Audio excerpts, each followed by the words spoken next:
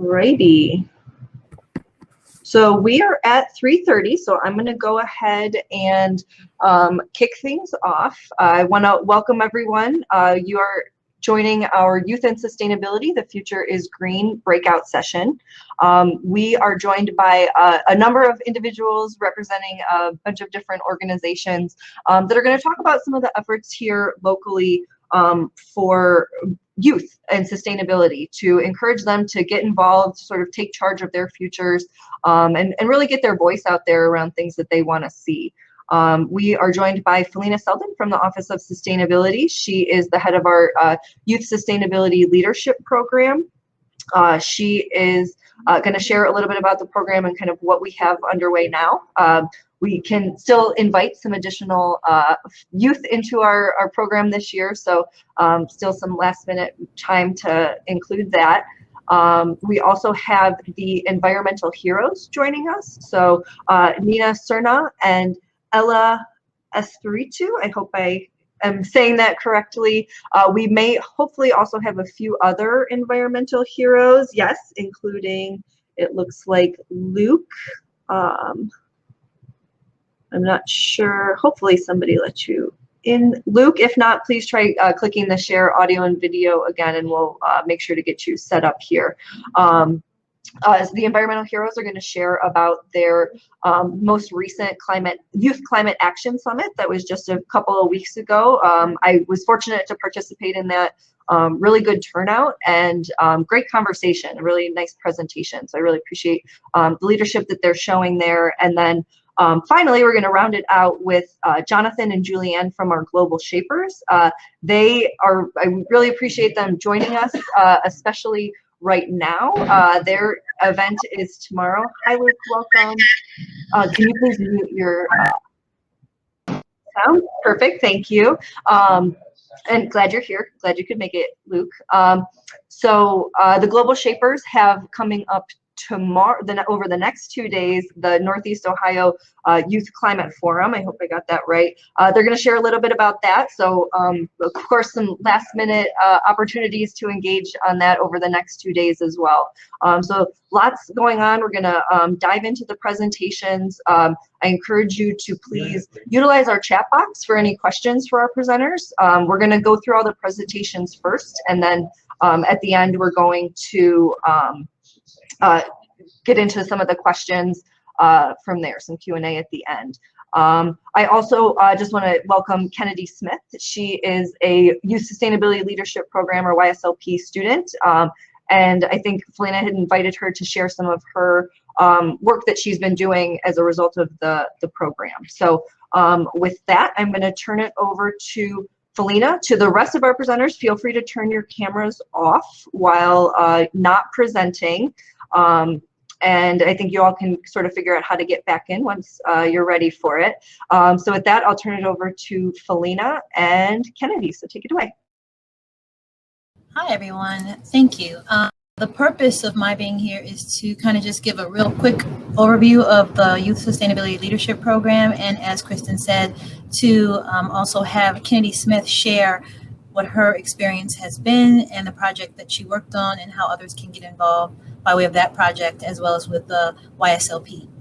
The purpose of the Youth Sustainability Leadership Program is to demonstrate how sustainability is tactile, how it creates access that is tangible and not only helps students find a way to communicate tacit knowledge, but also use their voices and skills in innovative and creative ways to foster a world that ensures a bright, clean future for all life within our natural and built environments. As part of the educationally based contextualized program that I run here in the Office of Sustainability, we go usually on field trips, but more than likely this year will be virtual. But we go to places that most people have already been. Most students have already been to these locations and organizations.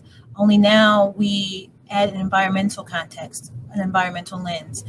This way students see firsthand that sustainability is literally all around them, From there, we simply build on understandings and experiences and curiosity that we encourage all students to have. We meet, learn, and work together, and students are challenged to develop projects to share with their peers that can be replicated in their schools, homes, or communities. The 2020 and 2021 cohort started with students participating in the Sustainable Cleveland Summit today, and it goes for the duration of the school year. We meet every month. Sorry, Kennedy's like, no, we don't, but we meet every month and just kind of build on the understandings of the natural environment, the built environment, and the overall environment, and what we can do to ensure that everything that we have here is going to be with us in perpetuity. And with that, I will turn it over to Kennedy. Thank you, and thank you for inviting me to speak today. My experience in the Youth Sustainability Leadership Program was really great. I learned a lot about sort of the different resources that we have in Cleveland and how we've been using these resources to actually be one of the most sustainable cities in the United States right now, which is really interesting. And what I wanted to do was use some of the tools that I learned in the program to implement my own sort of social sustainability campaign in my direct school community. At my school, we have a lot of different practices that aren't necessarily sustainable, whether it's, especially now during the pandemic. We have bags every day for lunch so that we don't have contact tracing. We have a lot of waste with like coffee cups, and we use plastic silverware every day now. And we also have things like, paper waste, food waste, and things of that sort. So what I wanted to do was find some way that I could educate my community about, one, the amount of waste that we are producing, two, how this affects the environment, three, why we should care about this issue, and four, how we can sort of mitigate this issue and educate others together at the same time. So with all of those things in mind, I curated an online social campaign called Everyday Hero, and it essentially challenges students in my school community to commit heroic acts by completing sustainability missions every day. So each mission is something that can help the environment in little ways, like saying no to plastic cups and plastic water bottles and loose leaf paper. And in those missions, how they're outlined is it gives the background of the issue, about how much waste we produce as a community with that issue, and then ways that you can actually, say no to those things or use different alternatives. And when you take on this mission, it's challenging you to, be a hero for our environment and not only complete these missions, but encourage all of our friends, people, and even our home communities, and make sure that everyone is sort of embracing these goals so that we can make an impact on global warming and sustainability, one person, one hero at a time. So that's specifically Everyday Hero. And with this new school year with COVID and everything, I've taken the time to kind of step back from it and reassess how we can do this in a way where, there's less contact tracing, and trying to adapt it for the new practices that we have to make sure that, people aren't spreading the virus. So we're using a lot more disposable things. And right now I'm trying to incorporate a funding aspect into Everyday Hero so that we can actually have more funding to do more things like recycling, because it's actually a lot more expensive than people think it is. Having recycling bins and having like composting and things like that. It's actually a lot more expensive than most people believe it is. And that's why a lot of institutions don't have it. So right now, Everyday Hero is trying to promote education about these things, and we're adding in a funding aspect so that we can more easily be sustainable in our community. That was my project. And I guess just to introduce myself more, because I guess I didn't really do that, I'm Kennedy Simone-Smith. I'm 17 years old, and I go to Hawkins School. So that's where Everyday Hero is based in. Awesome. Thank you so much, Kennedy. I appreciate you sharing that and just all the leadership that you've shown for someone your age. I know you presented at our monthly meeting back in, I want to say, August, and we received many comments during that session of just how impressed folks were with how you carry yourself and what you're, you know, the contributions that I think we're going to see from you are going to be really awesome. So Thank you. with that, I want to now turn it over to the environmental heroes. We are joined by Kathy Kwiatkowski. I hope I'm not butchering that. So environmental heroes, you want to start turning your cameras back on. Nina Cerna, Ella Espiritu, and Luke Jennings Sanders. And I'm hoping, I saw Enzo was here. I don't know if he's going to be able to share audio and video, but if you are, there is a green share audio video button at the top of your screen. Go ahead and click that, and that should bring you on board. He told me that it hasn't been detected on his device, so I don't think he'll be able to join us. Okay, but he's able to see everything. I appreciate that heads up. Enzo, I'm glad you're here. I'm sorry that we can't have you presenting, but I'm glad that we've got at least 3 of the heroes here able to share. So with that, I'll turn it over to you to talk about your work.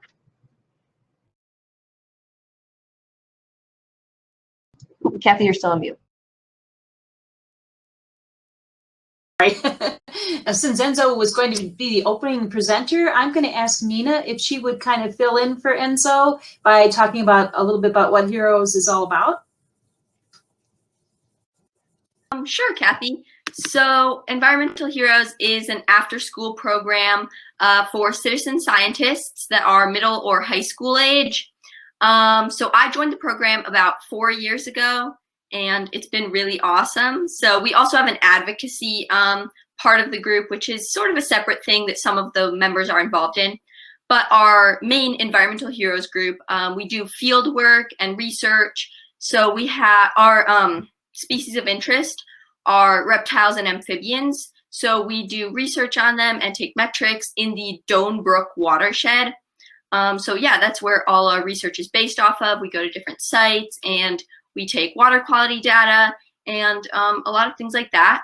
So yeah, that's just like a short description of our program. And then our advocacy team, this year we've been doing a lot more of that because we've had to meet virtually, so we can't do so much of that in-person fieldwork stuff. So yeah, and our advocacy team has also been focusing on this climate action summit that we're going to be telling everyone a little bit about later. And if no one else from our group has anything to add about the program, or if I forgot anything, just like, please let me know.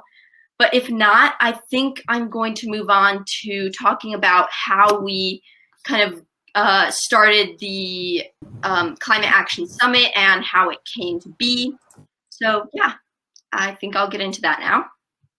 All right, so one of the main reasons that we decided to have the Climate Action Summit was because of the climate action plan that we've been working on trying to get implemented now for a long time.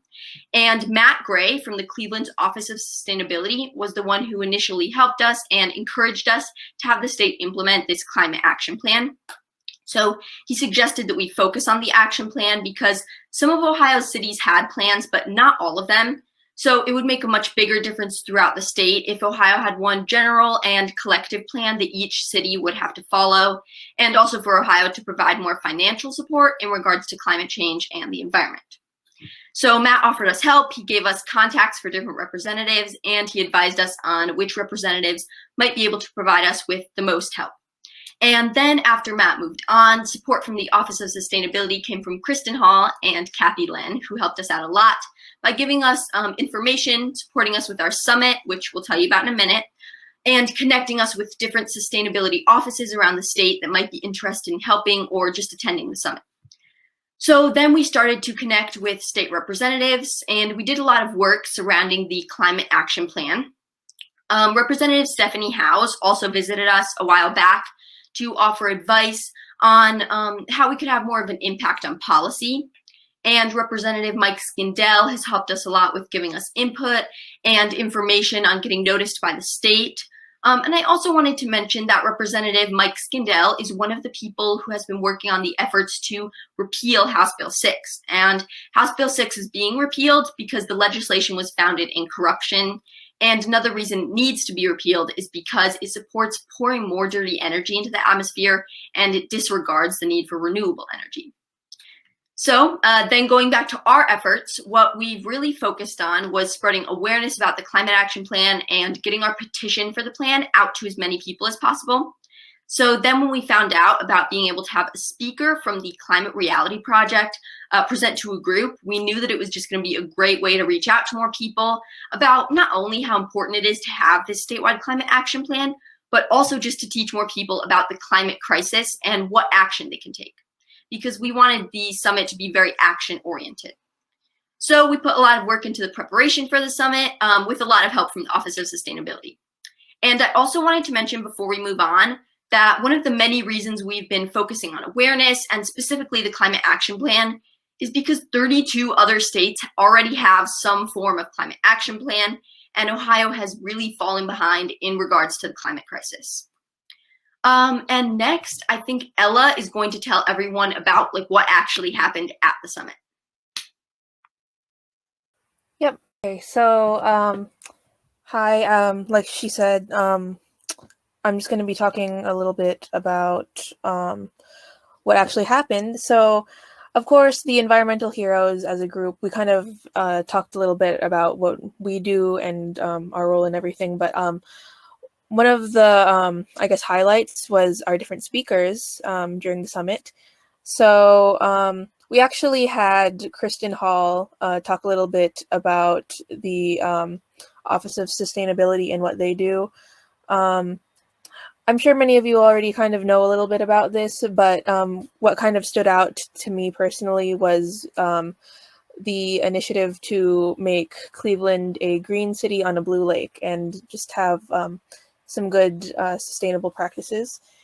We also had Dr. Eric Schreiber talk a little bit about different issues like global warming, fossil fuels, different issues related to natural disasters, and he gave us a lot of really shocking statistics to show the seriousness of these different issues and to kind of motivate change, because just knowing all of this showed exactly how much in danger, I guess, this planet is. And we also had Representative Mike Skindell talk a little bit about efforts to repeal House Bill 6. Nina already touched on that a little bit, so I won't really go into detail, but there are definitely efforts, and he was very supportive with those efforts. We also facilitated a poll, kind of learning about what everyone there thought about taking action and like their willingness to. And we also had a presentation of the draft of our climate action plan, just what we want to be done and when we want it to be done by.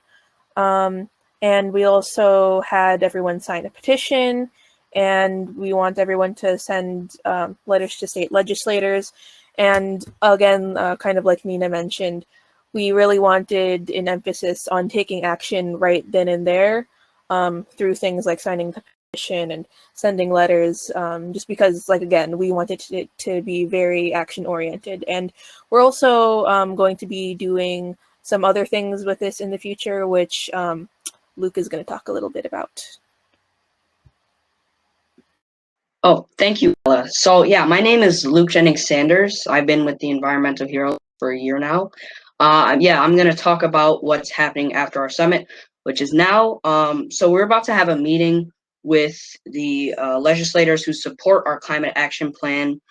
And our climate action plan is a statewide plan we developed to address how to deal with climate change in Ohio. So for example, raising taxes on fossil fuels and emissions by 2025, funding for renewable energy or power plants, for climate education in schools like middle school and high school, education on reducing waste such as recycling and composting, improving water quality in all water systems of Ohio, and reducing algae blooms in Lake Erie by technological means, plus lowering water costs and consumption, and environmentally friendly standards for new construction, such as support for permeable surfaces. And a permeable surface is a surface that water can seep into, which is good because it filters off pollutants and decreases stormwater runoff. Okay, so we're going to have that on roads, highways, and sidewalks, and support for green transportation and renewable energy for businesses and residencies. So we also have a petition and letters, and we're trying to get more people to sign that because we need support, and we need to urge the state legislators and Ohio to take action because, as Nina mentioned before, we are behind. So that brings me to my final point, where we will have people call their legislators and also urge them. So it is imperative that we get Ohio to have a climate action plan. Okay, so Nina will be talking next. All right. Hi again, everybody. So I want to, before we wrap up, just tell everyone how you can get involved if you want and support our work. And I think Luke mentioned the form letter that we wrote. So it can be addressed to either our representatives or our senators, asking them to keep environmental related issues on their mind and take any action they can in regards to climate change in Ohio. So I'm going to share the letter with you to read, and then we hope that you'll sign the letter and maybe share it with your friends to sign as well. So I'm going to provide a link to the Google form for you to be able to sign the letter after I send you the actual letter to read. And there's also a helpful link in that form for you to find your representatives and senators. So just don't worry if you don't know them already. And then after folks have the opportunity to sign, we're going to send them en masse to the state with each of your signatures added to them as well. And then we would also love for you to sign our petition for the statewide climate action plan. So I'll share our Care to petition with you. And if you want more information on that petition, you can read through our whole description on the Care to site. Basically, it states why Ohio needs a climate action plan and asks the state to implement one. And we'll also be sending these en masse to the state in the future. So I will share those in the chat in just a moment, and we can move on, I think. But folks can sign those whenever they have a chance. Excellent. Thank you very much, Nina. And thank you to all of our environmental heroes that were able to join us and present. I know coming out of your summit just a couple of weeks ago, it was a little bit of a scramble to get you here, but I'm so glad that you're able to present and share that. As Nina mentioned, there is a link to that petition in the chat box there if you want to follow it, and I think she'll be following up with some additional resources. With that, I'm going to turn it over to Jonathan Steirer, I hope I'm saying that correctly, and Julianne Roseman from Global Shapers, who are going to share about their upcoming Northeast Ohio Youth Climate Forum. Thanks, Kristen. Thank you. So I will. Jonathan, is going to share some slides, and we were going to just start with a little bit of overview on who we are, who Global Shapers are. I think really quick, Kristen, I don't have permission to share my screen. What I'm going to do, and Felina, this is what I had mentioned before, I'm going to take Felina out until you're done sharing. We can only share sort of 9 people or panels at a time. So hopefully you should be able to share now. And just before you guys kick off, I also want to invite our participants to please include any questions in the chat box for our presenters.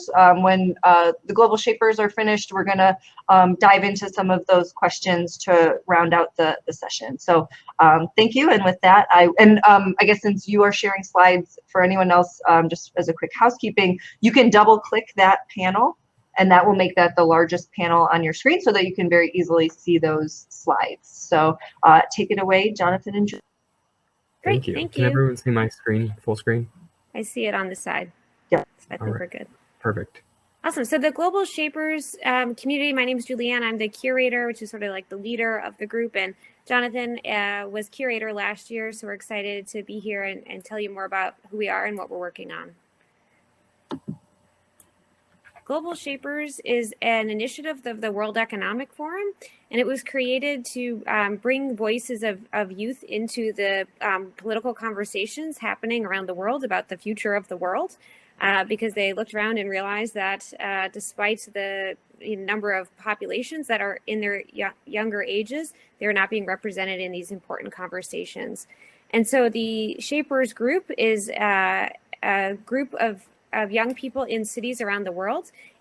We are in the age ranges of 18 to 30. We do have like hard cutoffs on that, so that we're specifically representing the youth. And we have over 7,000 members worldwide and over 400 hubs. Cleveland is the only hub in Ohio, so that's exciting. But we do have other Midwest hubs in Detroit, Chicago, Minneapolis, and places like that. And we work on local impact projects and connect globally with our peers also working on similar projects in their communities and share best practices and maybe even collaborate cross-culturally to increase impact on the work that we're doing. And everything we do is sort of with a social impact lens. And we're here to help amplify the work that other people are doing. We're not trying to necessarily create, reinvent the wheel, but to further amplify that work. And so sort of overall, the Global Shapers community believes in a world where young people are central to solution building, policymaking, and lasting change. And so over the last year, one of the projects we've been working on is this Northeast Ohio Youth Climate Action Forum. And we've partnered with a number of great folks locally, including Drink Local, Drink Tap, the Ohio Environmental Council, Black environmental leaders, Case Western, and others to put this forum on, and it is happening tomorrow, so we hope you can join us. And I'm going to turn it over to Jonathan to share more. Sure. So thank you, Julianne. So the initial problem statement was developed after one of our members, Elena Statue, actually attended the Youth Climate Summit at the UN about, I think, almost 2 years ago, 1 to 2 years ago at this point. And she left really energized, but also a little bit frustrated in that there was less of an emphasis on impact and action and less of an actual dialogue. I guess it felt very much like they were being talked at. And so she wanted to energize people locally, but at a regional scale. So just not just the city of Cleveland, but really accessing, youth in Cuyahoga and all of the surrounding counties and equipping them with the resources to educate others and really start building a network that can be leveraged. And we identified the general region being Cuyahoga and the surrounding counties kind of off of the existing watershed to try to tie in how we're all, we all share these in this environment together. So about 50% of the world's population is under the age of 25, which is really just something we highlight to emphasize the potential for impact that the youth demographic actually has, if only they could be properly empowered. And so the goal of this forum was to educate, empower, and mobilize the Northeast Ohio Regional Youth Climate Network that can create change on the individual and the systematic level. And so some specifics about the forum itself: it is tomorrow and Saturday. We want to engage people from Cleveland, Cuyahoga County, as well as the surrounding counties with a target audience, largely high schoolers, but in the age of 13 to 21. We're expecting between 100 to 200 youth in attendance, and facilitators generally range from 21 to 30 years of age. A little background on the forum: this was initially a much larger event prior to COVID.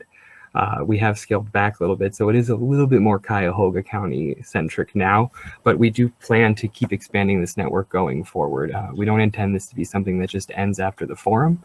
We're also very intentional about calling it a forum in that we want it to serve as a platform for discussions between the attendees and the experts that are facilitating the breakout sessions. We want it to be as interactive as possible, and we want it to have the biggest potential for impact that we can. And so these are some working principles for the forum. These have been in practice as we've constructed the event. And so again, prior to COVID, we were hosting youth regional town halls where we were inviting potential attendees into a shared space to help build out what the agenda would look like and identify what are their concerns, what are their goals, what would they like to see from this, and what would make this the most meaningful experience for them. And we've approached everything with these central working principles. Some ones that I really want to highlight are obviously equity and inclusion, because this is not just Cleveland specific. We want to make sure we're providing resources in an equitable manner to both students from Cleveland Metropolitan as well as more well-resourced school districts. There's a lot of potential for an inequitable application of resources if we aren't sort of always centering equity, but also power sharing. We want to really elevate the voices of the youth that are attending this and actually provide them a space to have an impact, and not just treat attendees only as motivated teenagers, but actually people that have a real stake in the game. And so really wanting to empower people. A little bit of a summary of the structure. Friday is going to be focused on education and conversation. So we have breakout sessions with experts, a little bit more educational, learning about the problems, figuring out ways to address them. And then Saturday is focused entirely on action. So it's a series of ideation sessions and workshops to help kind of redefine, like, what is a project? What is something I could be doing? Rethinking maybe your concept of what a project could be, and then introducing attendees to the Youth Project Fund. So this is a fund that we are currently constructing that will be able to provide upfront funding to youth that have a project idea. And I think that's really exciting, and that's also really key to how you can translate the energy from this event into actual steps going forward, but also how you can help attendees overcome some barriers, because it's not feasible for a lot of youth to just fund their own projects out of pocket. It's also not necessarily possible, even if there is funding to support projects, to expect people to pay for them out of pocket and then get reimbursed after. So this fund would actually provide all the resources up front to cover the full scope of a project. So for example, I was really impressed with what Kennedy shared. So something like that's coming to this fund saying, I'd like to launch a pilot, a recycling pilot program, but I need, funding to actually build out this structure. This is something the fund could help empower. So we really want to try to meet youth where they're at currently and help them grow their ideas and scale. Quick breakdown of our Friday sessions. Representative Stephanie Howes was mentioned. She is also our keynote speaker. So some people are familiar with her already. Some details on the Friday sessions, and I'll provide a link in the chat to go to the website, and you can actually see speaker bios and some more information about this. Excuse me. And here's a rundown of the Saturday sessions. They're short, quick. We don't want to take too much of people's time, but we want to effectively introduce people to the project fund concept. And so you can visit us at neoclimatefuture.org. We have a registration link to our Eventbrite. It is free. Once you register for that, you provided a link for tomorrow. And we hope to see you there. And some social media accounts if you'd like to connect with us. And I can drop these links in the chat as well. Would be happy to see interested folks that are 18, or if you are turning 18 next year, look out for our calls for recruitment, as we're always looking to add new members to our hub that work on environmental and other social impact projects.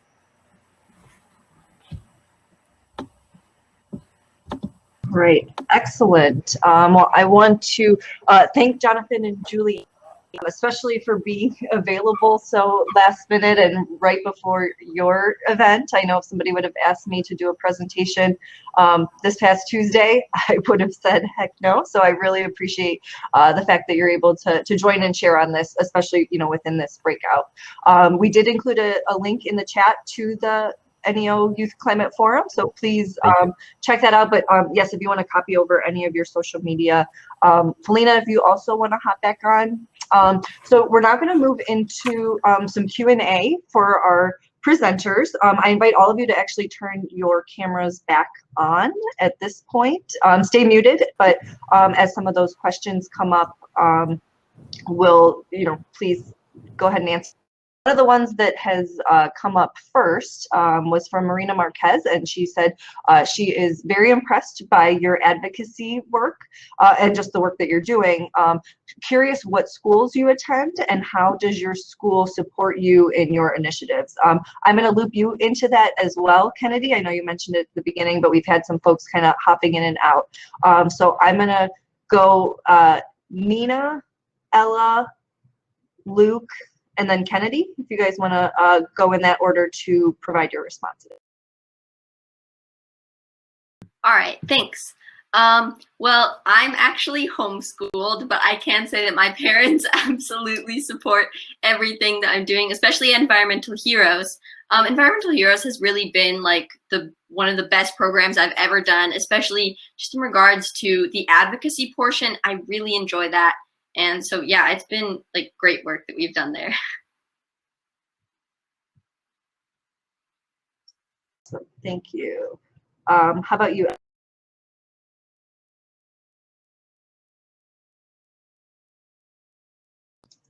We'll come back to you, Ella. How about you? Yeah, so I go to school, and there's a climate change club and I recently joined that supports me. But I feel like with the Environmental Heroes, I can learn much more, and I am very lucky to be in the Environmental Heroes.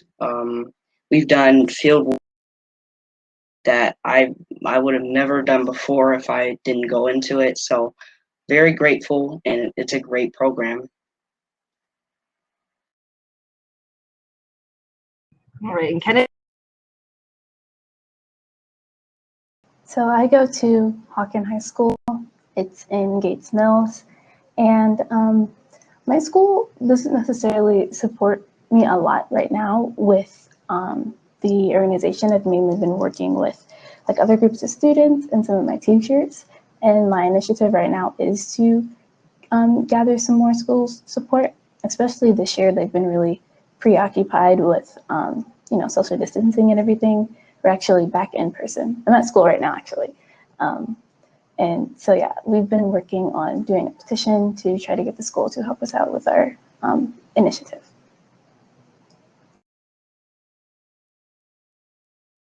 Okay, awesome. Thank you for sharing that. Again, I want to invite our attendees to include any questions for our presenters in the chat box. I don't see too many questions right now, so while we wait for those, I have one for all of you. I'm going to say maybe so that we don't kind of all talk at once. If you have a response, if you could just raise your hand, and then I'll say you go ahead. So my question is, what do you see as some of the challenges to engaging youth in sustainability? I'm going to sort of position it as pre-COVID and post-COVID. So when you think about sort of what we already were facing, and then now that we're amid a pandemic, what are sort of your thoughts there? So anybody want to take a crack at that? Felina, all right, take it away. Yeah, I don't see it as a challenge so much as I see it as an opportunity. So before COVID, we had the ability to have literally contextualized content. And now we're limited because we cannot physically go places, but the contextualization still exists because we can still have someone visually see something, still hear something, definitely read something, and then maybe find something that correlates to what it is that we're talking about in their actual environment. So for me, I just figured it's much more of a test of how do we get kids to really, or get students, to see literally what's all around them in their actual environment at home, and how those things at home actually connect to the outside world that they cannot access right now. Kennedy is one of the few kids that I know, or students that I know, that's actually in school physically. So there's a connection that she has with her peers that other students aren't having. Meeting Nina and seeing that she's homeschooled lets me know that even though she's in her four walls of her home, she still has the ability to go online. And now we're we're working really hard to bridge the digital divide, which brings more of the contextualization into play, which makes it easier for us to have the conversations that are crucial for people to understand just how much technology is a part of sustainability. I would add to that, well, I think that's a great perspective, Felina, to think of it as an opportunity.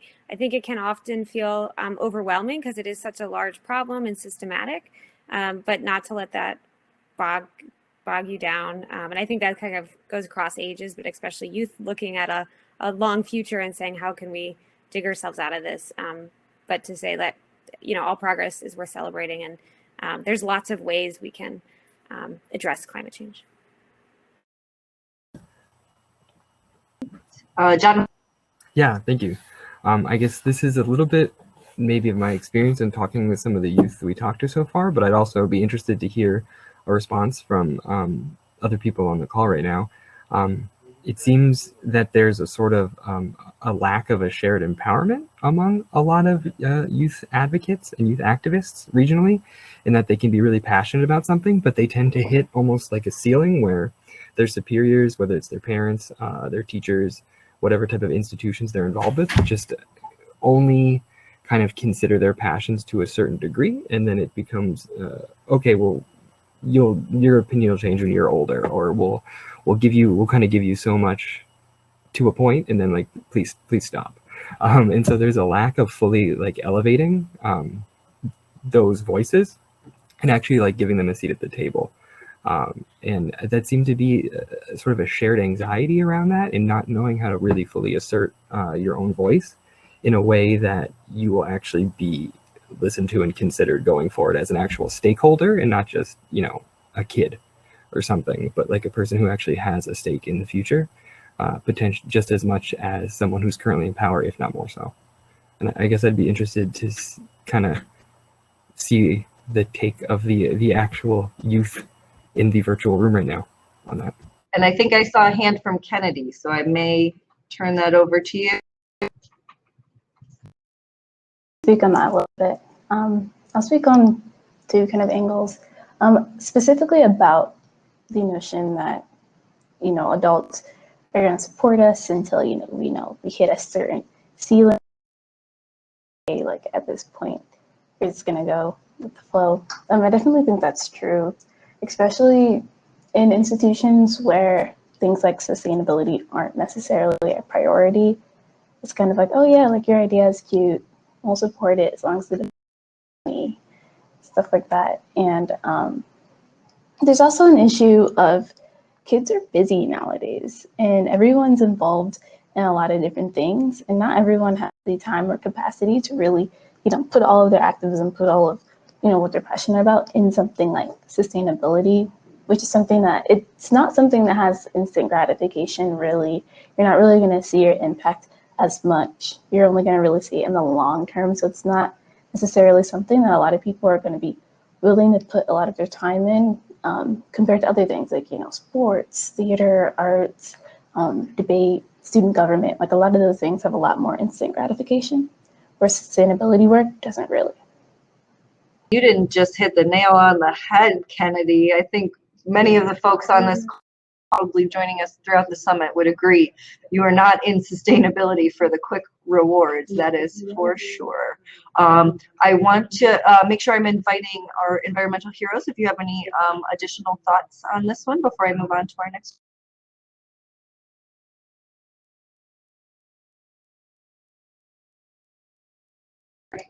Okay, I'm going to move on unless anybody unmutes right now. Perfect. Okay, so one of the questions that we had, and thank you, Lana, for providing that, is what do you each feel is the most important sustainability issue that impacts you? What about the US? So I think all of you have maybe touched on some of those in your presentations. I may look to, I might turn it to the environmental heroes first, since we had kind of gone to the other folks last time. Anybody want to take that? Feel free to raise your hand or just unmute yourselves. Well, personally, sorry, is someone else? Luke, were you going to say something? Oh no, you can go first. You can go first. I'm sorry. Yeah. Well, I mean, personally, I think awareness is one of the biggest issues right now. I so many people that just don't care or don't realize how big this issue is. And I mean, that needs to change. And I think like education in schools is one of the ways that we could have more people just learn about climate change and about the environment and just be aware of the issue. And they might be more invested in helping to change the current like climate crisis. And so, yeah, I think awareness is one of the biggest issues right now, personally. So, yeah. Luke, we'd love to hear from you. Yeah, so I have a family member who kind of there's flooding. There was flooding recently, and it kind of I wouldn't say destroyed her home, but kind of disrupted her home, you know, like flooded her basement. And I feel like that's kind of crazy, you know, because the water was really high up. I mean, it was crazy. And that's one of those things are what make me want to be an advocate for climate change. I mean, yeah, definitely, yeah. Great point, Luke. I appreciate you sharing that. And I think one of the things, do you mind muting, Luke? Sorry, I'm hearing a little bit of feedback. Thank you. Thank you. You know, that I think kind of ties into what Nina was saying as well, that, you know, once you start to see those climate impacts actually affecting you, you know, disrupting your home, that may lead you to be a little bit more aware and start to get yourself educated. But unfortunately, it takes some of those disasters to get to that sort of next stage. Want to invite anybody else if you have any additional thoughts on what you feel are some of the biggest sustainability issues facing that are impacting you. And it's okay if you don't. I'll chime in, Kristen, and I'll share what we talked about in the SLP session earlier. A lot of the kids were talking about recycling and consumerism. So shopping and then being mindful of what they buy so that they put it in the recycle bin. But I had to dial it back and remind them that if they're really trying to be sustainable, they're going to be more mindful of what they bring into the house before it has to be sorted. Because if you have to sort it, what was said in the last thing I just participated in with Raina, she pointed out that there's no such thing as trash. Like, what is trash? Because it's not going to break down once it goes into the ground. We're just filling contents of things that are going to contaminate the planet. So if we can mitigate that by saying, hey, do I really need this? Is it really necessary? And for all that from Morgan Mindy. That shows my age, yes. But do I really need it? Is it really necessary? And how is it going to affect me and the planet or the natural environment? Then I think we'll start solving some of the issues. Great. And then finally, I think you were getting to where I was. Yeah, I was going to just add to that like the circular economy and trash or like the waste of the things we need to buy, but you know, looking to the folks manufacturing the items and saying like, why is this cucumber wrapped in plastic? It doesn't need a plastic wrapping. It's a cucumber. And then, you know, does this really need that plastic casing and things like that? And more things that could be compostable so that they can be back into the into earth in a you know, holistic way instead of a damaging way. Thank you. I think we're going to have time for maybe one more question. And this is from Marina Marquez, and I think it's a good one. How were you introduced to sustainability and what moved you to become environmental advocates? I would love to hear from all of our youth on this question. I think it's a good one. I may start with you, Kennedy, and then we'll move over to the environmental hero. I always like this question because my introduction to sustainability was, I think, really creative when I was younger. I attended the Boys and Girls Club, the one that was in Cleveland, and we had a class where we learned about kind of like sewing and specifically upcycling. So what I did was I kind of collected Capri Sun packets. We used to drink a lot of Capri Sun like during our dinner time, and I would take those like Capri Sun packets and turn them into things like purses, headbands, earrings. I think I made like a apron and like a skirt. And it kind of really taught me about how much like plastic and things we waste a lot, and how we can use them to either create new things or simply just recycle it and, you know, try to mitigate the amount of waste that we produce. So that was my first time I was like really conscious about like the concept of being sustainable and ways that I can impact it.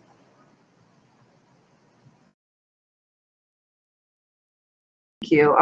Ella, are you able to share? I want to make sure we hear from you. I know you've had a few technical challenges.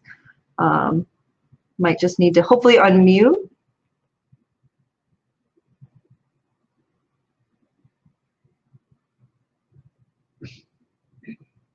And if not, I'll ask maybe if you want to type in the chat your response to that.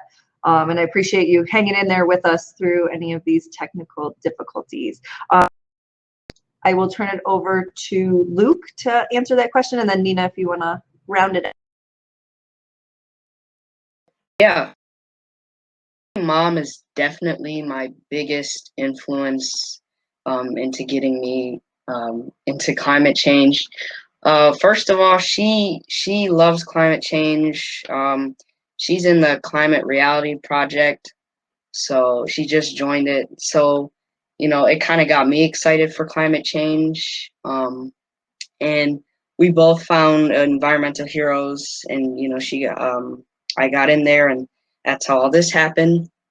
So, and also, even when I was just a little bit younger, that's when climate change was brought up, and that's when I first started getting interested. If it wasn't for my mom, I probably would have never gotten like into it. So, thank you, Mom. We thank her too. Yes. Okay. I have to say that I have never really thought that much about this before, but now that I'm realizing that I didn't know that much or almost anything about climate change until about maybe 5 years ago or so, when my sister actually joined this Environmental Heroes program. And she started learning a lot of stuff, especially in Ohio, in regards to climate change and climate action in the environment. And I just had no idea about any of it. So it surprised me a lot that I didn't know any of this, and that I didn't know there was this huge issue threatening literally everyone's lives and our futures. So I think that was maybe the point when I started to realize, like, this is an issue that nobody talks about, and huge. It's probably the biggest issue that's going on in our world right now. So I think that's probably when I started like getting into climate related issues and environmental related issues, and thinking more about the climate and the environment. And yeah, I think that's pretty much it. And so yeah, that's all I have to say. Thank you, Nina, I appreciate it.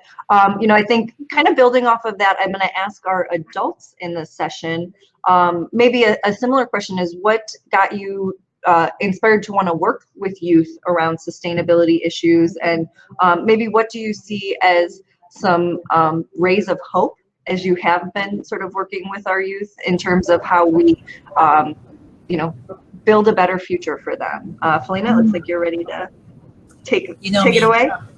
Yeah, so I'm reminded of how I got started with my grandmother.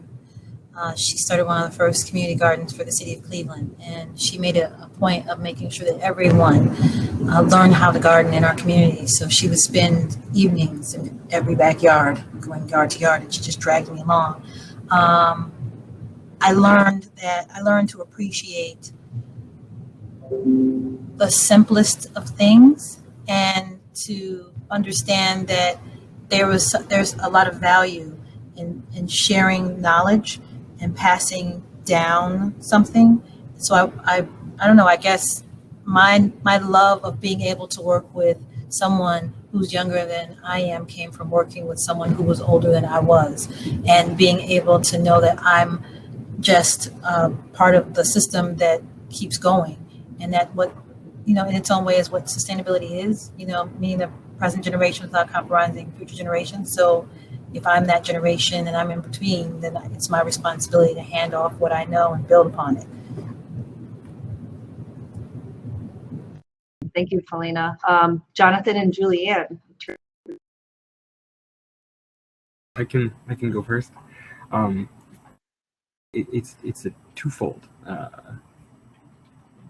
thing that led me to wanting to kind of more actively engage with youth climate activism. The first is that it wasn't that long ago that I too was a youth, I guess. I mean, I was in high school like 10 years ago, and I was involved with our environmental club, and it was really hard to get any type of buy-in from the institution to actually support the club. We maintained a paper recycling program for the school, and this would allow us to do it, but only if we just did every single aspect of it.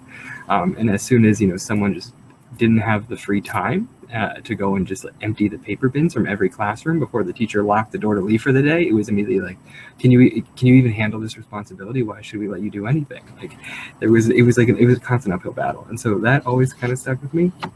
And then more recently, I think just seeing sort of the generational differences between current teenagers and kind of the awareness that existed when I was a teenager, and I think it is changing pretty dramatically.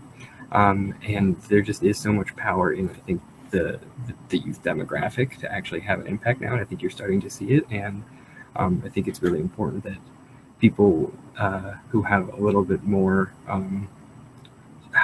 power can share that with these activists. Yeah, and for me, I mean, I really ramped up in college, going to a school that had a environmental focus and composted in the dining halls, and was focused on renewable energy, had solar panels on like the community center, things like that. So that's when it really took off. But growing up, I mean, my grandparents lived through the Depression, and so they learned how to save and not waste food and things like that. They passed it on to my parents, who also lived through some wars where there was more efforts around like aluminum scraps, things like that. And so it just like continued. So there was some of that just natural upbringing of being cautious of our resources, and that resource, whatever you have is valuable and shouldn't just be thrown away. So how can then that applies to everything in life, and then really just expanding that knowledge of like why things are the way they are, and how can we get back to some of the like older ways now that I know in the chat someone even mentioned that are actually like the less wasteful ways, that somehow we need to go back to like the 1950s with less plastic. So we are getting right up to our time here. So I'm going to thank all of our presenters. Really, really glad that we were able to pull this together. Just also, to our youth on the session, so impressed with not only sort of the work that you're doing and the leadership that you're showing at such a young age to really, take control of what the future of your environments look like, but also just, how you've presented yourselves here. I think I work with plenty of adults that maybe aren't as sort of well-spoken as some of yours. So I'm just really glad that you were able to be with us, and for our attendees to see the work that you're doing sort of firsthand. With that, I'm going to go ahead and close out our Youth and Sustainability, The Future is Green breakout. Thank all of our presenters, thank all of our attendees who were able to join us not only in this session, but for the whole summit. Thank Cleveland Public Library for hosting us on this hop-in platform. And I invite all of you to join us on the stage. In just a couple of minutes here, our Chief Jason Wood is going to give some final closing remarks for the summit, and then we will be wrapping up. So again, thank you all, and have a great rest of your week, great weekends ahead, and best of luck in all that you do in the future. So thanks again.